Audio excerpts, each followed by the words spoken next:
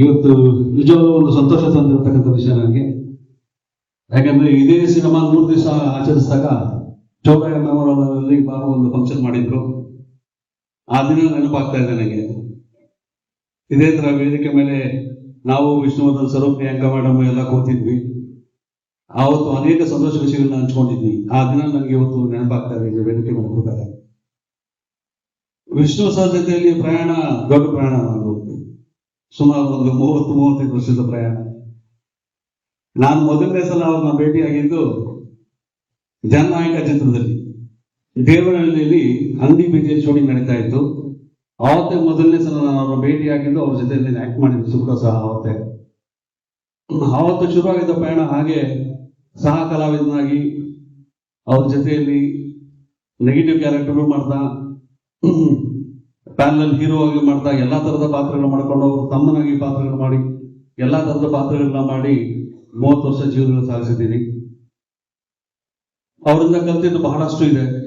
ಎಲ್ಲರೂ ಹೇಳಿದಾಗೆ ಶಿಸ್ತು ಅನ್ನೋದು, ಒಂದು ಚಿತ್ರರಂಗದಲ್ಲಿ ಶಿಸ್ತು ಹೇಗಿರ್ಬೇಕು, ಕೆಲಸಕ್ಕೆ ಹೇಗೆ ಗೌರವ ಕೊಡಬೇಕು, ಪ್ರೊಫೆಷನ್ ಹೇಗೆ ಗೌರವ ಕೊಡಬೇಕು, ಪ್ರೊಫೆಷನ್ ಎಲ್ಲರಿಗಿಂತ ಹೇಗೆ ಮುಖ್ಯ ಆಗುತ್ತೆ ಅನ್ನೋ ವಿಷಯಗಳನ್ನೆಲ್ಲ ಅವರಿಂದ ಕಲ್ತಿದ್ದು. ಹಾಗೆ ಪರ್ಸನಲ್ ಆಗಿ ತುಂಬಾ ಸಮಯ ಅವ್ರ ಜೊತೆ ಕಳೆದಿದ್ದೀವಿ. ಬಾಬು ಅವರು ಹೇಳಿದಾಗೆ ಕೋಟಿಗೊಬ್ಬ ಚಿತ್ರದಲ್ಲಿ ಆಗ ನಾನೇ ಒಬ್ಬ ಹೀರೋ ಆಗಿ ತುಂಬಾ ಬ್ಯುಸಿ ಆಗಿದ್ದೆ. ಆ ಪಾತ್ರಕ್ಕೆ ಬಾಬು ಅವರು ಬಂದಾಗ ಬಾಬು ನಾನು ಮಾಡ್ಬೇಕ ಈಗ, ಯಾಕೆ ಬಾಬು ಅಂತೆಲ್ಲ 1-2 ಸಲ ತಡೆದೆ. ಆಮೇಲೆ ಬಾಬು ಬಂದು ವಿಷ್ಣು ಸರ್ ಹೇಳ್ತಿದ್ದಾರೆ ದೇವರಾಗಿ ಇರಬೇಕು ಅನ್ನೋ ಜೊತೆಯಲ್ಲಿ ಬಾಬು ಹೇಳಿ ಅದೇನ್ ಮಾಡ್ತೀನಿ ಗೊತ್ತಿಲ್ಲ. ಸೂರಪ್ಪ ಅದು ಸೂರಪ್ಪ ಕರೆದಿತ್ತು.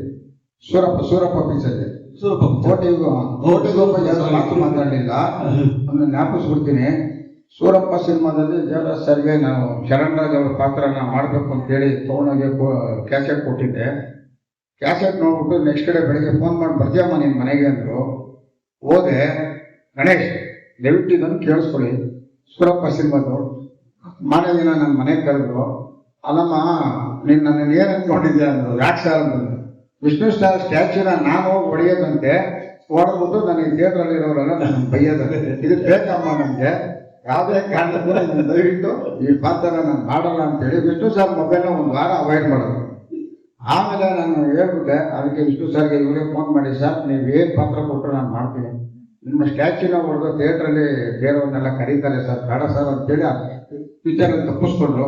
ಆದರೆ ನೆಕ್ಸ್ಟ್ ಇಮಿಡಿಯೇಟ್ ಆಗಿ ಕೋಟಿಗೊಬ್ಬ ಸಿನಿಮಾದಲ್ಲಿ ಏನೋ ಮಾತಾಡಿದ್ರೆ ಬಾಬಿ ಬಂದು ಆ ಪಾತ್ರನ ಮಾಡ್ಕೊಟ್ರು. ಅದು ಅವ್ರ ಬಗ್ಗೆ ಇದ್ದಂತ ಒಂದು ಪ್ರೀತಿ, ಒಂದು ಗೌರವ, ಅದರಿಂದ ಆ ರೀತಿ ಪಾತ್ರ ಮಾಡೋದಕ್ಕೆ ನಾನು ಒಪ್ಕೊಂಡಿರಲಿಲ್ಲ. ಅವರು ಮೊದಲೊಬ್ಬ ಸೀನಿಯರ್ ಹೀರೋ, ಸೂಪರ್ ಸ್ಟಾರ್ ಆಗಿದ್ದಾಗ ನಾನು ಅವ್ರ ಜೊತೆಯಲ್ಲಿ ಒಬ್ಬ ವಿಲನ್ ಆಗಿ ಕೆಲಸ ಮಾಡ್ತಿದ್ದಾಗ ಮೆಲ್ಲಿಗೆ ಪರಿಚಯ ಆಗಿ ಸ್ನೇಹ ಬೆಳೀತು. ಆ ಸ್ನೇಹ ಎಷ್ಟು ಮಟ್ಟಿಗೆ ಹೋಯ್ತು ಅಂದ್ರೆ, ಅವರಿಗೆ ನಾನು ಇಡೀ ಚಿತ್ರರಂಗದ ಪ್ರಯಾಣದಲ್ಲಿ ನನಗೆ ಒಬ್ಬ ದೊಡ್ಡಣ್ಣ ತರನೇ ಇದ್ರು. ಅವರು ಅಷ್ಟೇ ಪ್ರೀತಿಯಿಂದ ನೋಡ್ಕೊತಾ ಇದ್ರು.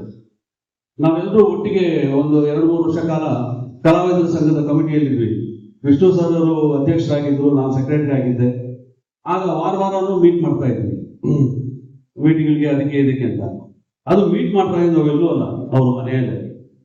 ಅವ್ರ ಮನೆಯಲ್ಲಿ ಕೂತ್ಕೊಂಡು ಸಂಜೆ ಹೊತ್ತು ಹರಟೆ ಹೊಡ್ಕೊಂಡು ಮಾತಾಡ್ಕೊಂಡು ಸಂಘದ ವಿಷಯಗಳು ಮಾತಾಡ್ಕೊಂಡು ಕಾಲ ಕಳೀತಾ ಇದ್ವಿ.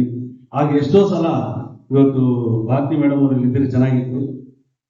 ಭಾರತಿ ಮೇಡಮ್ ಅವರು ನಾವೆಲ್ಲ ಕೂತ್ಕೊಂಡು ಮಾತಾಡ್ಬೇಕಾದ್ರೆ ನಮ್ಗೆಲ್ಲರೂ ಕೈ ತುತ್ತಾಕಿ ಊಟ ಹಾಕೋರು. ಈ ತರ ಎಷ್ಟೋ ಘಟನೆಗಳಿದೆ. ಯಾಕಂದ್ರೆ ಪ್ರಯಾಣ ದೊಡ್ಡದು, 30 ವರ್ಷದ ಪ್ರಯಾಣ ನೆನಪು ಮಾಡ್ಕೋಬೇಕಂದ್ರೆ ಎಷ್ಟು ಘಟನೆಗಳನ್ನು ತಗೊಳ್ಳೋಕೆ ಸಾಧ್ಯ ಆಗಿದೆ. ಹಾಗೆ ಅವ್ರ ಜೊತೆಯಲ್ಲಿ ಹಬ್ಬ ಸಿನಿಮಾದಲ್ಲಿ ಕಳೆದಾಗ ಅದು ನಿಜವಾಗ್ಲೂ ನಮ್ಮ ಜೀವನದಲ್ಲಿ ಆ ಚಿತ್ರದಲ್ಲಿ ನಡೆಸಿದಂತ ನಾವು 5 ಜನ ನಾಯಕರು, ವಿಷ್ಣು ಸರ್, ಅಂಬರೀಶ್ ಅವರು, ನಾನು, ಶಶಿಕುಮಾರ್, ರಾಮಕುಮಾರ್